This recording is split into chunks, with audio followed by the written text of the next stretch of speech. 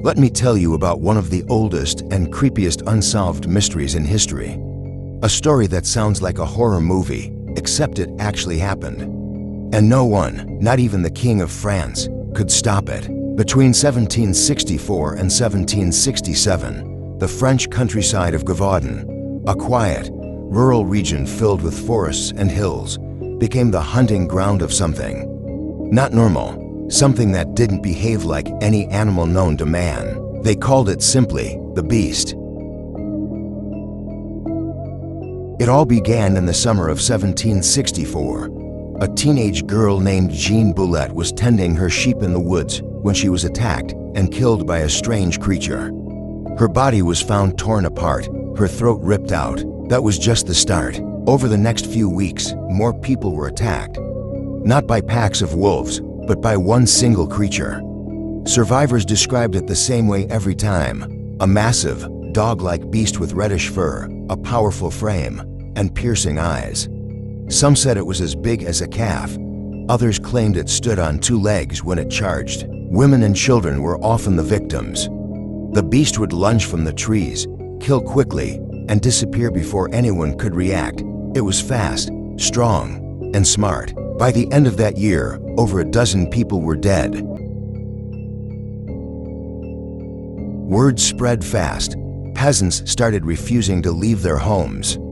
Churches were packed every Sunday with terrified families praying for protection. Some villages formed hunting parties, but they never caught anything. The beast began to seem untouchable. France had dealt with wolf attacks before, but this was different. Wolves usually attack livestock. This thing, it went after humans, and it didn't just kill them, it mutilated them. Eyewitnesses said it decapitated some victims, tore off limbs, and left the bodies behind like a warning. The panic became so intense that even King Louis XV took notice. He sent professional hunters to Gévaudan, trained men with muskets, traps, and dogs. They failed. Over 100 bodies piled up. Some sources claim closer to 300. People started to whisper. Some said it was no ordinary animal, that it had eyes that glowed in the dark and claws like blades, that it couldn't be killed by bullets. Some villagers claimed they shot it and watched it stand back up and run off like nothing happened. Others believed it was sent by God, a punishment for sins, or the devil in disguise. Then things got weirder. A few witnesses said the beast had armor, like it wore something over its body. Others said it had a long tail like a lion and moved like it was intelligent, almost like it was hunting for fun. Some believed it wasn't a beast at all, but a man in disguise.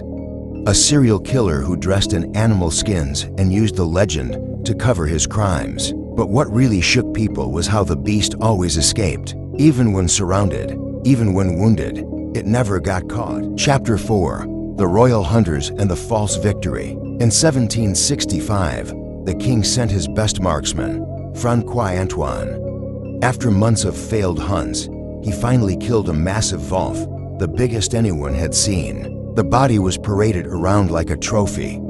Everyone cheered. The attacks would stop now, right? Wrong. 2 months later, the killings resumed, and they were worse. That's when Jean Chastel enters the picture. Hey guys, before we continue, don't forget to like and subscribe. It really helps the channel more than what you think. And thank you. Local hunter and rumored outsider. People said he was strange, kept to himself, and had an obsession with religion. He claimed he would kill the beast himself. In June 1767, Chastel ventured deep into the woods and claimed he faced the creature. He prayed, aimed his musket, and shot it with bullets made from melted down silver, a detail that would later inspire werewolf legends. He said the beast dropped where it stood. This time, it was truly over. Here's where things get really strange. The body that Chastel brought back was never examined by scientists. There were no public autopsies, no drawings. The corpse was apparently buried in secret, and then the case just vanished. So what was the beast of Gévaudan? Theory 1. A mutant wolf or wolf dog hybrid. Some believe it was just a freakishly large and aggressive wolf, maybe mixed with a mastiff or hyena. Theory 2. An exotic escaped animal. Rich nobles sometimes kept wild animals. Maybe a lion or hyena escaped and went rogue. Theory 3. A trained killer. Some believe the beast was trained to kill by a psychopath, possibly a nobleman who used it for his own twisted game. Theory 4. A cursed creature or shapeshifter. Villagers swore it moved like a man at times, that it was no beast, but something in between. Theory 5. Something not from this world. One theory says the beast was from somewhere else. Not a different country, a different dimension. A creature that slipped into our world, fed on fear, and then vanished.